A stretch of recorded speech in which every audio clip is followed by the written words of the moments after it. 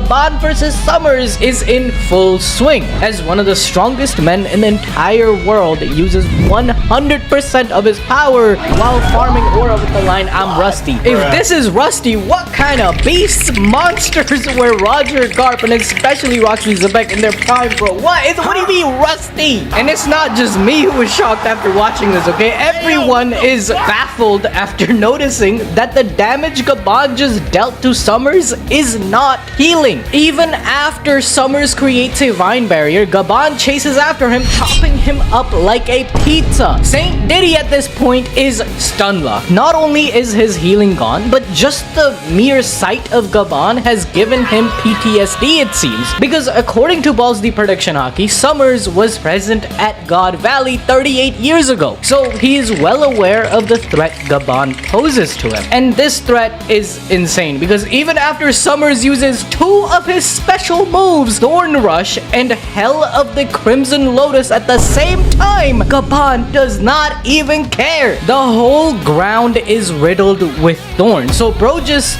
jumps in the air, cutting Summers in half. Did this dude just four-shot one of Imu's strongest? Hold up. So one shot from last chapter, second on the barrier, third while Nami glazes him, and finally the fourth. Oh my god, he four-shotted one of the gods.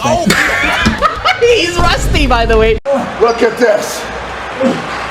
Look at this, it's perfect! And this level of power is all thanks to the old head's utilization of Haki, because Oda has made it a point to specifically highlight black Haki lightning oozing out of Gaban's axes on every hit. Usually, whenever we want to find out if a character is using Conquerors, we have to like get a magnifying glass and like look at every little like string of light and be like, oh, is that black lightning? Oh, that's definitely not black lightning. No way 500 he has Conquerors. But with Gaban, it's so clear that he's using an advanced form of Conquerors with all these black lightning. There's like so many of these lightnings all around his axe. This is definitely one of the special secrets behind why Saint Diddy isn't healing. In my last video, I broke down what I believe is the final evolution of God Haki, a level so powerful, it doesn't just hit harder, it rewrites reality itself. How? Well, by canceling out the very frequency devil fruits operate on. Although Jinbei, Robin, Nami, Brook, they all saw what Gaban just did, they are all still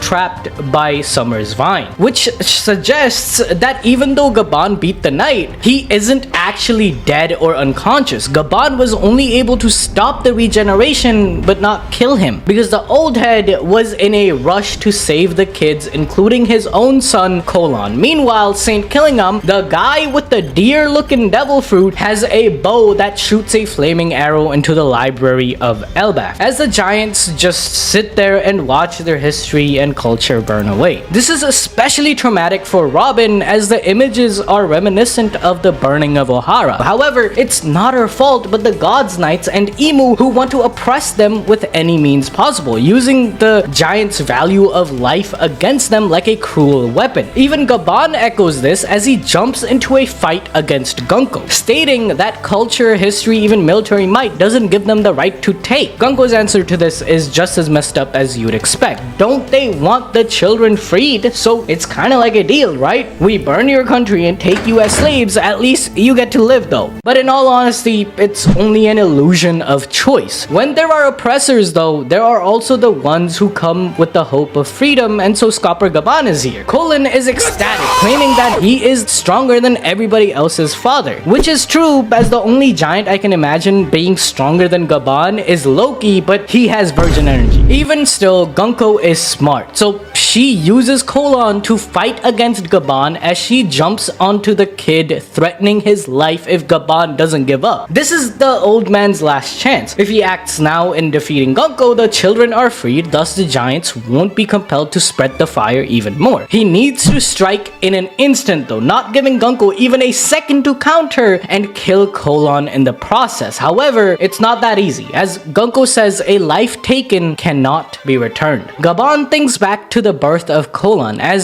the feeling of this kid being the greatest treasure in the whole world flashes in front of him. Mind you, this dude has seen the One Piece, proving once again that the bonds of a parent with their child and family are stronger and more important than any force in the entire world of One Piece. This is the Haki wavelength of love. Gaban's love for Kolan stops him from striking Gunko, as it could risk the life of his greatest treasure. This was the only weakness of Scopper Gaban. In an instant, Gunko shoots 2 arrows through Gaban, dropping him like a fly. We honestly should have seen this coming. The main themes of One Piece, and especially this final saga, has been about the force of love. The love between Kuma and Ginny and how that was stolen. The love between Bonnie and Kuma, which was stolen. The love between King Cobra and the people of Alabasta.